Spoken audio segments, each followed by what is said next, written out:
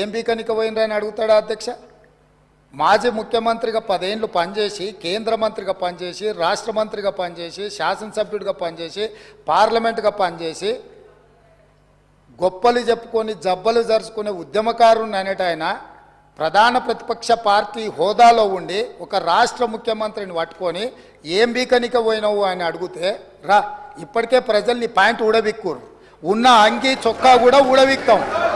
ఇప్పటికే తెలంగాణ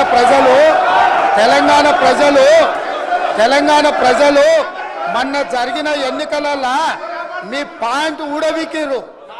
ఇవాళ ఆ పాయింట్ ఊడవీకితే చెప్పుకునే దిక్కు లేక బొక్కబోర్ల పడితే బొక్కలు ఇరిగినాయి మీకు. అయినా మీ బుద్ధి మారలేదు. ఒక ముఖ్యమంత్రిని పట్టుకొని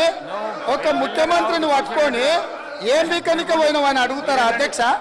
ఇది పద్ధత?